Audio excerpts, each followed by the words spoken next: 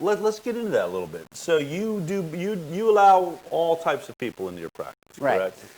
How does it work? If I come to Paul Thomas and I say, I want you to be my pediatrician. I got 2 kids. I got a son that's 10 and a daughter that's 5. And maybe let's say I have a new baby. Yep, come on in. So prenatal, new baby, we're going to have the talk. Okay. Okay? How do you keep your baby healthy in today's toxic world? You need a balanced immune system.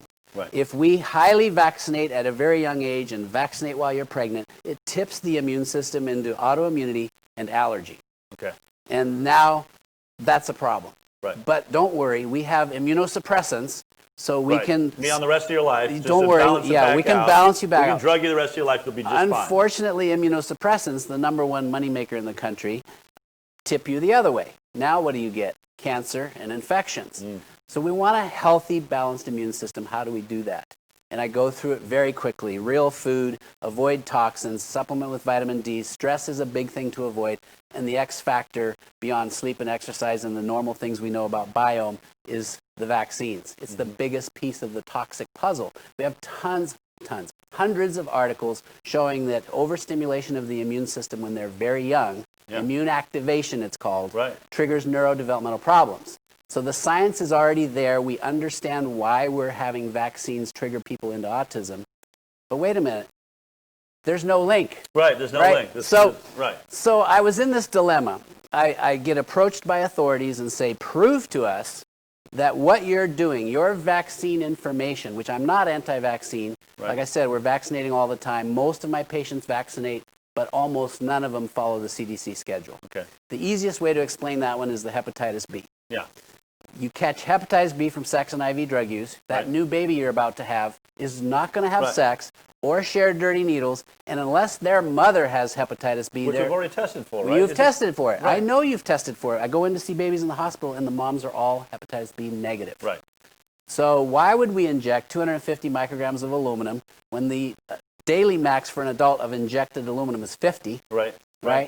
So it just makes no sense. To make matters worse, we now know that babies who get the Hep B series as infants don't have protection when they're teenagers. 24, exactly. Right, so we're not only causing direct harm by overstimulating the immune system and injecting a toxin, a neurotoxin, aluminum, we're also putting them in harm again when they're sexually active.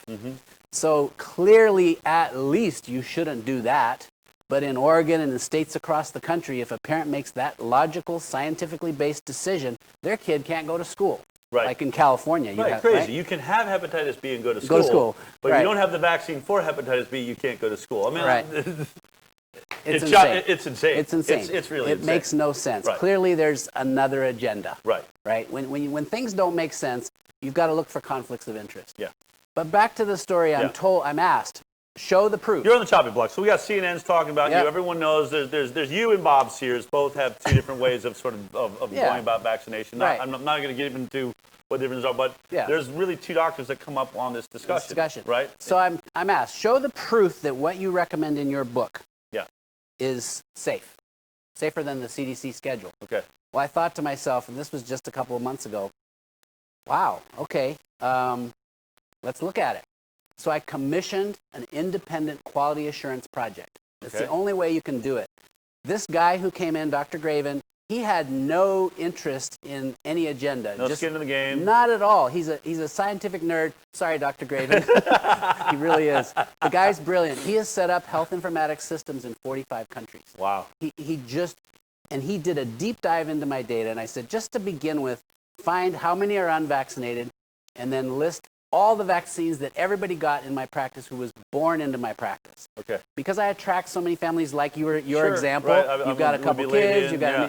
So let's just do the ones born into my practice who get the advice that I give, which is informed consent. You're in charge. Here's the risks, the benefits, and the alternatives for each vaccine. It turned out he found 3,345 patients born into my practice in the last 10 and a half years. Okay. So this is just a perfect sample size. Let's look at the outcomes. I said, look at their vaccines, every single one of them, and let's just start with autism. That always seems to be the elephant in the room. Sure, right. So he looked at it. Here's what he found.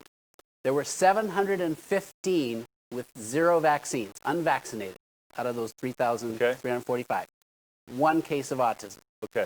All right. a rate of 1 in 715. Right. We're currently at right around 1 in 36 or 1 in 50, 45, whatever you want, depending on which study you're looking at. Right. I actually personally think that the 1 in 36 in New Jersey, because they're the ones where doctors really are mandated to sort of report the autism. There is a lot of underreporting. There is a lot of underreporting. So we're somewhere, I think, in the 30s, but go ahead. So 1 in 715, Dr. Graven said, Paul, this is real-world data. This is amazing. He was shocked. Wow. And I had no idea what we were going to find. I mean, I had a clue because my patients are so incredibly healthy. Yeah. I mean, I've got 2 waiting rooms, sick and well, and there's hardly anyone ever in the sick side. And my well side is just overflowing packs. I'm like, this is different than how I used to be when I practiced. Well, what about the others who were vaccinated? So we've got 2,645 partially vaccinated. Okay. They got anywhere from 7 or 8 vaccines up to about 16 or 18, I think was the most. Most kids this age would have had somewhere between 25 to 40. Got it. So they're like, slower. Right. Those patients mostly followed the vaccine-friendly plan. Okay. But I do want to clarify for your listeners, because I'm not promoting the book, I'm not promoting the vaccine-friendly plan, I'm just sharing data. This is just data. This is just data. Just what it found. There were 6 cases in those 2,645 for an autism rate of 1 in 440. Wow. Compare that to 1 in 40 or 1 in 45. Yeah. This is a 1,000% improvement. Right. What would that mean for real-life Californians? We have about 400,000 births a year in California, and if you reduced the data of autistic kids, we would be saving 9,000 cases of autism every year. Just in California? Just in California. Wow. In the country where we have 4 million births, we're talking 90,000, almost 100,000 cases of autism per year being spared if you believe this data. Right. Okay. Right. So sometimes I ask, well, what do you think? Do you believe it? I don't know. It's real life data, as Dr. Graven said. He says there's nothing more powerful. It's more powerful than a study. Right? Because this is, I saw the beginning of your program, you're talking, what we need is a vaxxed, unvaxxed study. Well, this is fairly randomized, right? Like, I mean, Plotkin keeps saying, like, randomized. These are just people that randomly are coming into your practice. They're coming in, and in fact, and they live in Oregon. They live in Oregon. So you can't compare them to people that live in Arizona. We might have some difficulty there. Well, what I'll tell you actually, Del, is when this data gets an IRB, I mean, this was just a quality assurance program, so it's not publishable. It's just, I'm just sharing it because it's so important. Very important. But when an IRB is done and the data is deep dive into this data, and the data is secure, so there's no way they can get rid of it. It's secure in many places. Yeah. What they're going to find, the researchers that finally look at this data, is that those 715 unvaccinated are the highest risk of all. And here's why. So in my practice, you came in as a new family. Yeah. If your other 2 children, you had autoimmune issues or autism, we're going to say, you're at higher risk for damage from vaccines. You may want to think about just going with none. All right. Interesting. We don't have more of the people in that group came into higher risk. At a higher risk Absolutely. level, and you still are at 1 in 715. Yes. That's amazing. So it's amazing. This is a very high-risk group. I suspect we'd be more like 1 in 1,000 or 10,000 if we had a just low-risk population like most people.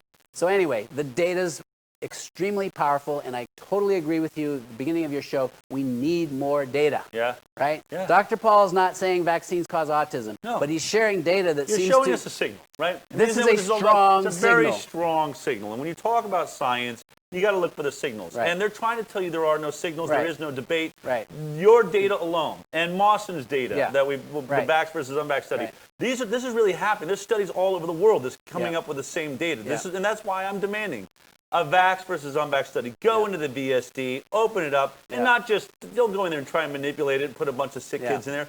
Do a decent study with both sides represented. I'd love for you to be on a panel like that. Absolutely. To be on a panel, people say, look, I don't have skin in the game, but here would be how you would do this study in a sensible way.